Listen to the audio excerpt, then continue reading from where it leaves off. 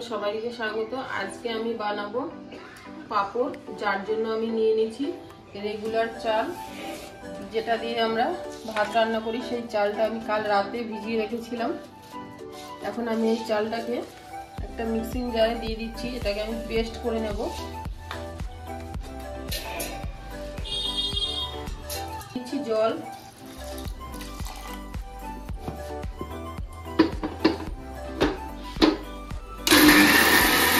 চালটাকে আমি পেস্ট করে নিয়েছি। দেখো পুরো একদম মিহিন করে পেস্ট করে নিয়েছি।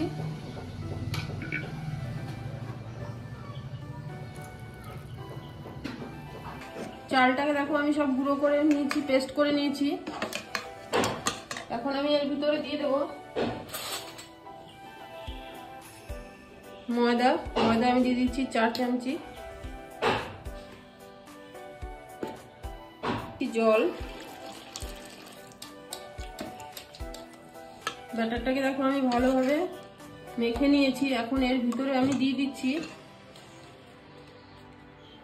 চিলি ফ্লেক্স, ধনে পাতা কুচি, দিয়ে দিচ্ছি লবণ।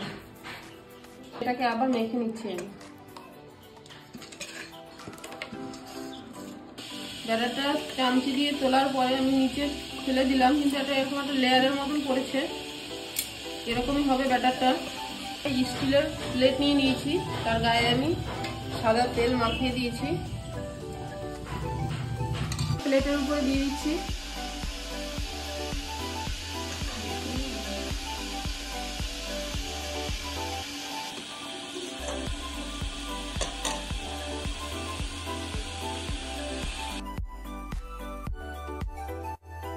একটা হাঁড়িতে জল বসিয়ে দিয়েছি, তারপরে আমি প্লেটটা দিয়ে দিচ্ছি।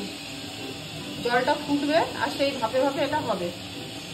এখন ঢাকনাটা সরিয়ে দিচ্ছি, এটাকে আমি নামিয়ে নিচ্ছি। এখানে একটা বসিয়েছিলাম, এটাকেও নামিয়ে নিচ্ছি। একটা বসিয়ে দিচ্ছি, ঢাকনা দিয়ে ঢেকে দিচ্ছি। একটা চাকু নিয়ে সাইডগুলো থেকে একটু ছাড়িয়ে দিচ্ছি।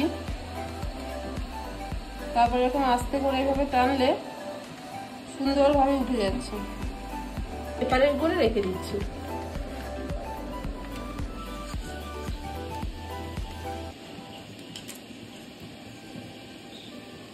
কত সুন্দর দেখো উঠে যাচ্ছে। অনেকগুলো পাঁপড় আমি বানিয়ে নিয়েছি। এই যে পাঁপড়গুলো, আমি এখন এগুলোকে কিছুক্ষণ রোদে শুকিয়ে নেব। তারপরে আমি পাঁপড়গুলোকে ভেজে নেব। পাঁপড়গুলোকে আমি সব শুকিয়ে নিয়েছি, দেখো কত সুন্দর লাগছে দেখতে। এখন আমি পাঁপড়গুলোকে ভেজে নিচ্ছি।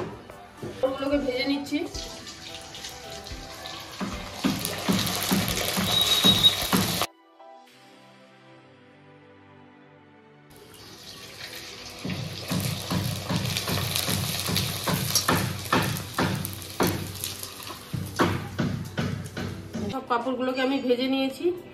বাড়িতে থাকা কম উপকরণ দিয়েই আমি বাড়িতে আজকে পাঁপড় বানিয়ে নিলাম। দেখো পাঁপড়গুলো কত সুন্দর হয়েছে, কত সুন্দর নরম, চাপ দিলেই ভেঙে যাচ্ছে। দেখো পুরো গুঁড়ো হয়ে যাচ্ছে পাঁপড়গুলো।